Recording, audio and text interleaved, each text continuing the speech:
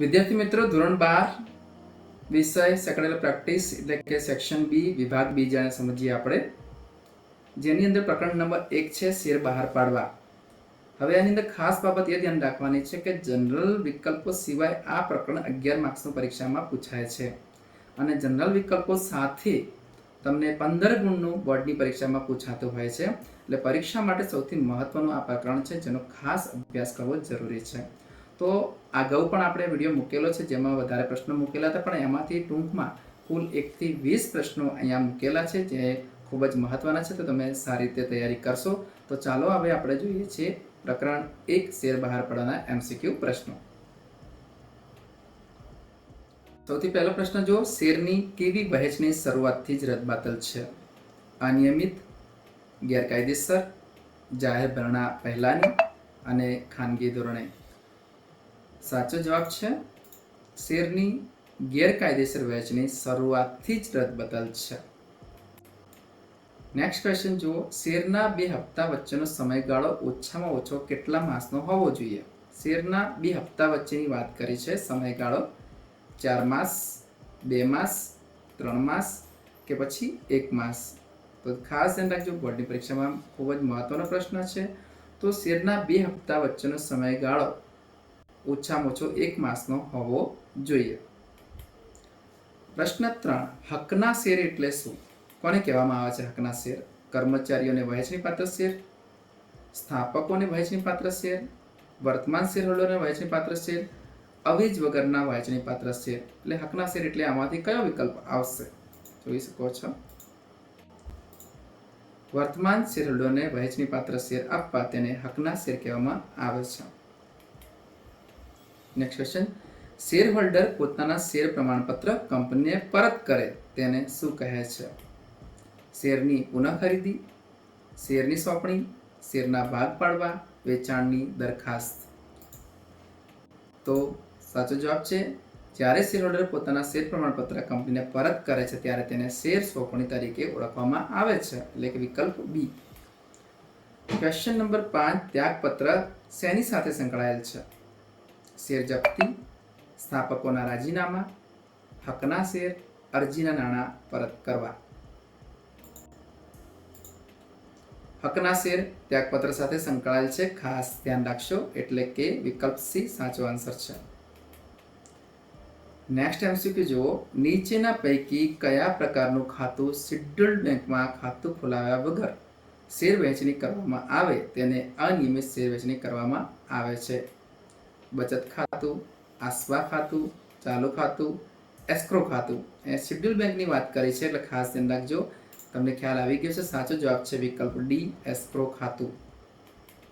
7, કાયદેસરની પ્રથમ સભા ભરાઈ ગયા પછીના કેટલા માસ સુધીમાં અનિયમિત શેર વહેંચણી રદ કરવા માટે અરજી કરી શકાય છે? 1 માસ, 2 માસ, 3 માસ, 4 માસ? તમે જોઈ શકો છો 2 માસ.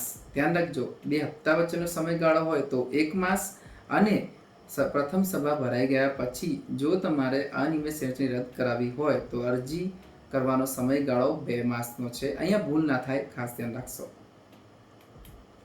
8 જો, કયા દસ્તાવેજ દ્વારા જાહેર ભરણા માટે આમંત્રણ આપવામાં આવે છે? આ વારંવાર આ પ્રશ્નની ચર્ચા થઈ ગઈ છે. નિયમન પત્ર, આવેદનપત્ર, વિજ્ઞાપન પત્ર અને નોંધણીનું પ્રમાણપત્ર. સાચો જવાબ છે વિકલ્પ સી, વિજ્ઞાપન પત્ર. નેક્સ્ટ, હપ્તાની યાદી તૈયાર થઈ ગયા પછી સેક્રેટરી તેની એક નકલ નીચેના પૈકી કોને મોકલાવે છે? લીડ મેનેજરને, ઉઘરાણી વિભાગને, ડિપોઝિટરીને, બેંકને? હપ્તાની યાદી તૈયાર થઈ ગયા પછી સેક્રેટરીની નકલ કોને મોકલાવે છે? તો જવાબ છે બેંકને. નેક્સ્ટ, શેર જપ્તીનો ઠરાવ કોની સભામાં પ્રસાર કરવામાં આવે છે? ડિપોઝિટરીની સભામાં, શેર હોલ્ડરની સભામાં, સંચાલક મંડળની સભામાં અને ખાસ સભામાં? સંચાલક મંડળની સભામાં શેર જપ્તીનો ઠરાવ પ્રસાર કરવામાં આવે છે.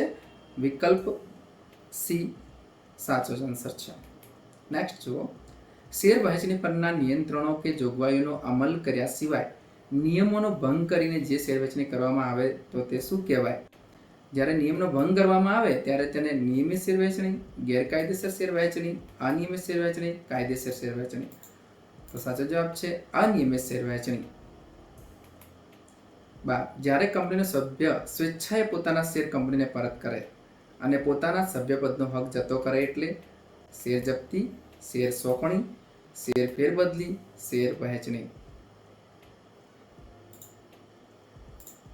તો એને કહેવાશે શેર સોંપણી, જ્યારે સ્વેચ્છાએ પોતાના શેર કંપનીને પરત કરે અને હક જતો કરે. 13 ક્વેશ્ચન, સેબીની માર્ગદર્શિકા મુજબ છોટા રોકાણકારો માટે કુલ બહાર પાડેલ શેરના ઓછામાં ઓછા કેટલા ટકા શેર અનામત રાખવા જરૂરી છે? કોના માટે? છૂટક રોકાણકારો માટે. 5%, 10%, 15%, 20%. આ છૂટક રોકાણકારોની વાત કરી હોય તો ખાસ ધ્યાન રાખજો, વિકલ્પ બી 10%. ક્વેશ્ચન નંબર 14, સ્થગિત કરેલ અરજીઓ કંપની જાહેર ભરણા માટે કોને સોંપે છે? એ સેબીને, બી કંપની રજિસ્ટ્રારને, સી સિન્ડિકેટ મેમ્બરને, ડી લીડ મેનેજરને. તો જવાબ છે સિન્ડિકેટ મેમ્બરને સ્થગિત કરેલી અરજીઓ કંપની જાહેર ભરણા માટે સોંપે છે. ક્વેશ્ચન 15, કોના દ્વારા અરજદારના ડીમેટ ખાતામાં ફાળવેલ શેર જમા કરવામાં આવે છે? એ સેબી દ્વારા, એસ્ક્રો બેંક દ્વારા, લીડ મેનેજર દ્વારા, ડિપોઝિટરી દ્વારા.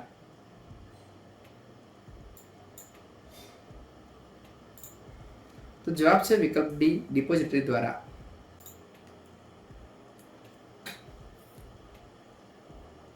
ક્વેશ્ચન નંબર 16 જોઈએ છે, શેરની અરજીઓ સ્વીકારવા માટે જાહેર ભરણું ખુલ્લું મૂક્યા તારીખથી કેટલા દિવસ સુધી અરજી સ્વીકારવામાં આવે છે? 5 દિવસ સુધી, 10 દિવસ સુધી, 15 દિવસ સુધી અને 20 દિવસ સુધી. તો સાચો આન્સર છે, તમે જોઈ શકો છો, 10 દિવસ સુધી.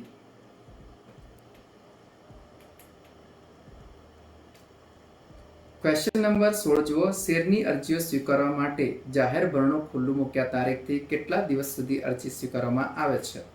5 દિવસ સુધી, 10 દિવસ સુધી, 15 દિવસ સુધી અને 20 દિવસ સુધી. તો સાચો જવાબ છે, તમે જોઈ શકો છો, 10 દિવસ સુધી જાહેર ભરણું ખુલ્લું મૂક્યા તારીખથી અરજી સ્વીકારવામાં આવશે. ક્વેશ્ચન 17, લઘુત્તમ ભરણા માટે બહાર પાડેલ શેરની ઓછામાં ઓછી કેટલા ટકા અરજીઓ મળવી જોઈએ? 80%, 85%, 90% અને 95%. જવાબ તમને ખ્યાલ આવી જ ગયો હશે.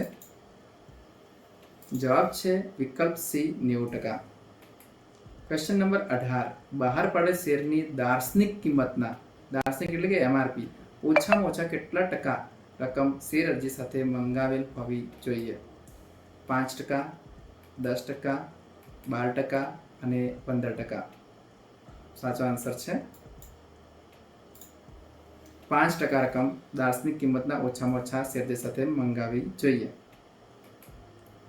ક્વેશ્ચન નંબર લાસ્ટ જોઈ લઈએ, નીચેના પૈકી કોનો સમાવેશ શેર અરજી અને વહેંચણી અંગેની વિધિમાં થતો નથી? બેંકમાં ખાતું ખોલાવવું, શેર અરજીઓ મેળવવી, શેર અરજીઓનું વર્ગીકરણ, શેર સોંપણી. તો સાચો આન્સર છે, તમે જોઈ શકો છો, શેર સોંપણી. ખાસ ધ્યાન રાખશું. તો આ રીતે વિદ્યાર્થી મિત્રો આપણે સેક્શન બીની અંદર જે પ્રકરણ 1 છે, જે ખૂબ જ મહત્વનું છે, પરીક્ષાલક્ષી છે, એટલે એના 1 થી 20 MCQની વાત કરી છે. તમે તેને ખૂબ જ ધ્યાનથી જોશો અને એને સમજી લેશો. Okay, thank you very much.